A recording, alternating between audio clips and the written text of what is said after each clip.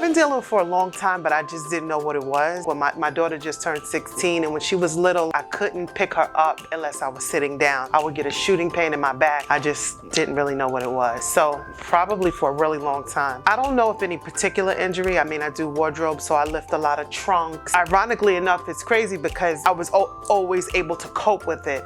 And over the pandemic, when I was home is when it hit, because I was always so busy and I would feel a little something, but as the day went on, it would go away. But sitting home for 2 years, I could barely walk. To be kind of graphic, I couldn't go to the bathroom and turn around to wipe. At night, I couldn't bend down to use the bathroom without it going all over the floor. So I had resulted into putting a towel on the floor and standing over it and peeing. Like it was bad, you know, from someone who's so active and, you know, lived a full life. I worked like 16 hours a day. I felt crippled, I felt depressed, cried a lot. I couldn't even sit on the couch to watch a movie. Everything changed, you know, walking to the corner store, am I gonna make it? You know, what's gonna happen? Am I gonna get stuck? It affected everything that I did. Monica is awesome. My new best friend. She came in a few months ago with about 2 years of low back pain. She had started working out 8 years ago, stopped when COVID hit, started working out again, and that's when her pain hit. I saw 2 other ones. I saw one who I would go to him twice a week to get adjusted. Would leave there, couldn't walk down the stairs. You know, nicest guy in the world, but it just wasn't working. And then I saw someone else, really sweet lady, but she would give me like massages. And even when the doctor who used to adjust me, because he's the one who first was like, well, you have herniated discs, you know. I was like, are you sure? I think I got some cracked bones in my back. You sure that's just what it is? He was like, yeah. So I was like, am I gonna be in a wheelchair? He was like, no. I was like, but I feel like it. He was like, no. A lot of times when people have degenerated discs in their low back, and the muscles are inactivated for a period of time, they go back to activity, it's too much too fast, and then the disc blows out. So she told me she was trying a bunch of different things, and she would get temporary relief with a chiropractic treatment or massage or whatever, and then the pain would come back. On Instagram, I followed a lot of people. Anytime a pop-up would come on my phone about dealing with a back, I would of course look at it. I started following the page. I liked the energy. It was something I never heard of. I Googled it. I actually made a comment. And I think Dr. Nico hit me back and I made an appointment. I was like, yo, somebody come with me because I don't know if this is a scam. I don't know who the fuck these people are. I'm going all the way out there. My friend came with me and I was like, they're cool people. So you were skeptical? Of course. Something I found on Instagram?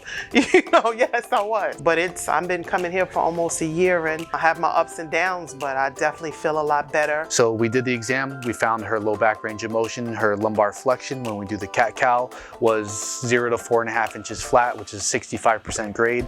And then when we do hip extension, which is checking the psoas and iliacus muscles, it was less than 6 inches, 4 inches and 5.5 inches on each side. That's about 45% and 33% range of motion. That's horrible. So she had a massive amount of adhesion in her psoas muscles in addition to her low back. And I feel a lot better mentally because I know the pain is real and the injury really does exist, but a lot of it is emotional too, and me holding on to a lot of stuff. So being able to just understand that is important, you know, and not just thinking everything is my bad. Because, you know, now I know the difference. I go, okay, I'm under a lot of stress. Whereas before it would just be like, oh, my back is killing me, and it is killing me, but there's something that I can do about it. The first thing Dr. Chris said to me was, it's going to be you coming here, it's going to be you changing your diet, it's going to be meditation, I'm a praying woman, it's going to be prayer. And honestly, it is all of those things. It's not just one, it's all of those things collectively. Today she actually came in and she was a flare-up. I haven't seen her in a month, but she ranges between 60 to 90% better. And she asked a lot of questions as far as what she feels when she moves in specific positions and when she feels a little flinch of her posture or when she overloads her body doing a certain activity. And we keep explaining to Monica that when you do too much, whether it's physical or sometimes it's mental or emotional, your low back it's like a bucket. You can only put so much water in your bucket before your pain comes back. And I can't control what you're doing physically or what stress you're putting on yourself mentally or emotionally, but it all matters and adds up. I was like, there's some hippies in here, but I like them. But I liked him. I'm one at heart too, so I liked him a lot. He was very warm and very open, and I'm a very high-strung person, and he was like, you need to calm down. You need to move slower. It's not an emergency.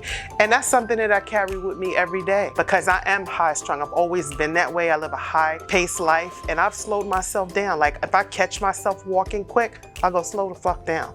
because you're gonna hurt yourself and it's not worth it. So he's taught me a lot of things that I carry with me in my everyday life. I'm gonna tell you something, my pain was so bad. My daughter was in her junior year of high school. I was like, and like I said, I am a praying woman, but I was like, God, let me get to her just to see her graduate, and you could just take me after this. I can't take it no more. It just affected everything. I could cry as I sit here, I don't want to, but just so much pain all the time. Like I would be sitting, like I would be scared if someone gave me a hug. Even a hug hurt, you know, or scared like, as soon as I walk in the room, I case the chairs. Okay, what the chairs look like, or how far is the bathroom? Am I gonna be able to make it to the bathroom? Maybe I should Google a restaurant before I get there. It's bullshit. I could sit down and I could get up. You know, it's fear. I need to sit down slow. I need to sit my back all the way back when I sit down. I don't need to sit like this anymore. I have an injury. So I sit back. So there's things that have been taught to me. My toolkit, man. My toolkit is my survival kit out here. It's my life raft. Barefoot taught me 99% of it. I did some of my own research and I talked to some other people, but I take the information and I apply it to my everyday life. So we just got her a lot better doing her abs, doing her low back. She said she was 50% better just today in just today's visit. And so now we just have to continue to remove some of the adhesion in the abdominal wall. I haven't done a lot of stuff in her rectus abdominis or obliques, but we're gonna keep chipping away at those things. Since I've been coming here, forgive my rawness, I can wipe my behind. Even on my worst day that I have pain, I can wipe my behind. So there's nothing that can equate to not being able to do that as a grown adult. You know what I mean? So today I have no pain. Right as I sit here right today, I have no pain.